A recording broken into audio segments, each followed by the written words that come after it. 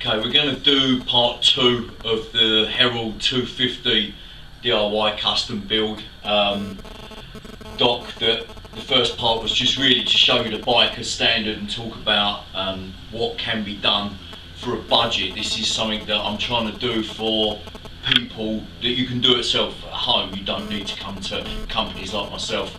Obviously when you own a cheaper bike you don't want to spend 4 or 5 grand doing it up. But they are so customizable that it's rather than get bored of it, put a bit of effort in or pick a second hand one up and have a little practice and a play yourself. So this is the strip down. Now we've taken the wheels off, tank off, side panels off, bars have been replaced with the lower flatter bars, which give a little bit more presence and feels a lot better, dramatically changes the feel of the bike. We've also blackened out the speedo and the headlight housing. Both of these are just plastic, chrome plastic, if you can chrome plastic, so it's just like a shiny coating. Just key that off. You can use normal sandpaper, glass paper, or an abrasion pad. Key that off and use a tough paint, a satin or a gloss, or a matte tough paint. Simon's do a tough paint that will fit on, spray on that. You don't have to use a plastic paint on those with those particular products, or use a plastic matte finish paint. The wheels went off to powder coat. Obviously with the wheels they had to be stripped. First of all we have to take the wheel bearings out, the tyres off, the tubes out, and the rubber strips. These are the rubber strips. If anyone's sort of never done this before, then it's all new to you. I'm assuming these rubber bands sit around the spoke on the inside of the rim. They protect the tube. When you take the tyre off, you take the tube out, then you take these out, take the discs off and the sprockets off, take the wheel bearings out. It sounds like a lot of work, but believe me, it isn't. You know, it's 20-30 minutes. The hardest thing on this, two real things that you may struggle with if you don't know what you're doing, is the sprockets and the discs are held on, the bolts are held on because they're still bolts in an aluminium hub with thread lock. Now thread lock you can't just undo, you'll round the bolt heads off trying to undo it. You need an impact driver. Impact drivers are very cheap, they're around 10 quid. You can't buy a really expensive one and it'd be that much better than a cheap one. I promise you, a tenner on one is perfect. And they're a great asset to any toolbox. You can't really do a day's work without one, I find. And they will break that glue on the thread and then come out nicely to the point where you can reuse the bolt, the nut. If you don't, because they're sockets head, if you don't and you start screwing that nut up, the bolt head, then you're fucked, literally. You ruin the wheel. The wheel's fucked if you got to drill it out and you can't drill it out, and you undo the threads up and it all goes to hell. So get yourself an impact driver for a tenner, take those out, and remember when you put them back they've got to be thread locked as well. It's really important, they're thread locked for a reason. You've got a steel bolt in an aluminium hub. It will strip those threads, and if you start getting pressure on that front brake and, you know, doing your Rossi impressions around the little mini roundabout in the industrial estate, that front disc is going to put a lot of pressure on those 4 bolts or 5 bolts. 4 actually, looking at it, and it will start causing you problems. So thread lock them up when you put them back. That's really important. And you haven't got to over tighten them. It isn't about talking the fuck out of them and getting them. Yeah, it's not about that. You know, it's a motorbike. It's not a transit van. Nice and delicate, thread lock. You're literally gluing them in place. As crap as that sounds, that's what you're doing. So this is what the wheels come like from the powder coaters, just purely to get the spokes black. The rim's already black.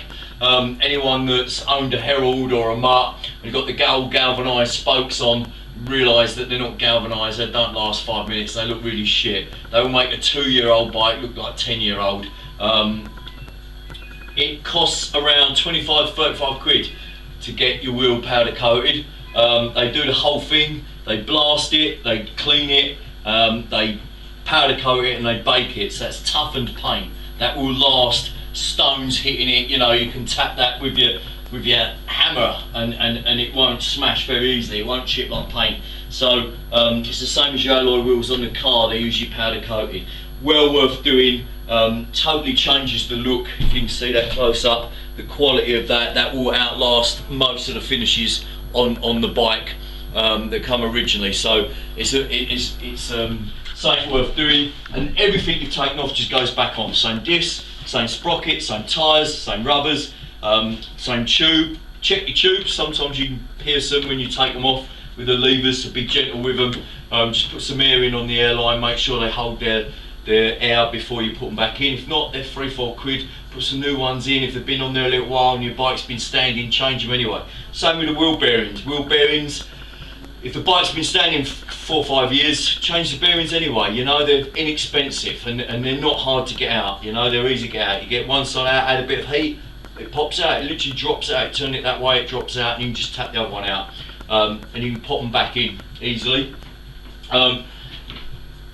Obviously the seat come off as well. We did the original seat on this was really crap. You can see, fucking hold it. You can see the quality of it. There's just nothing there. It looks cheap, nasty, lets the whole bike down if you ask me. Nothing wrong with the base, nothing wrong with the foam. It's just the cover. So this is the same base, the same foam, but with a quality cover on. This goes on lovely. It's a much thicker pad, so you've got a quality feel there when you sit on it, much better for longer journeys and so on. And it's if you use the original base, it's going to fit, obviously. If you get these bike seats from Alibaba or AliExpress for 40-50 quid, universal cafe racer seat or brat seats, they may be universal, but they probably won't fit your bike. This is specific. This base is made specifically for this bike. This is a certain distance away, and these are a certain distance and length to fit on your indicator stamp. So you're better off working with what you've got. If you don't want to do it yourself and you want to drop me a comment, I'll give you the name of a really good guy you can post your base to that does most of my work, and he will recover it and send it back to you for under 100 quid, you know, or 100 quid depending if you want leather. But in a vinyl like this, you know, which is good enough for most bikes, absolutely stunning, transforms the bike, and all you're doing is putting a new cover on. The other thing we did as well was we jumped to the original exhaust. The original exhaust, nothing wrong with it at all. It's just a pea shooter, chrome pea shooter. It's not the style we were going for. Could sell that off. Plenty of other owners would want that. You know, 30-40 quid on eBay or on the Facebook group maybe, so you get a bit of money back. We went for the matte black reverse mega that we did a wrap on. Sounds really cool, sounds a lot better. Most Mutts originally had these on anyway. It was only the classic Herald that had these. We put that on. Couple of things about your exhaust when you put them on. The two bolts that go in the head here should have a split washer on. You'll see loads of stuff on the forums and the owners group about them coming loose. See, that one's fallen off already. This one didn't have them on as standard, most of them don't, so put the washer on and then do it up nice and tight. We can talk about the wrap on the exhaust. This particular wrap is a titanium wrap. I use titanium wraps because you can put them on dry. They're a lot more safer for use. They haven't got asbestos in. You can get out when they keep their colour as well, so they'd always look as crisp and new as this. If you use a cheaper wrap, the older type, then sometimes with heat and water and everything, they will go back to the original colour because they're usually dyed. The black ones are just dyed white ones. You get that zebra stripe effect that looks a bit poor and crap and dated after a year. I always use the titanium ones.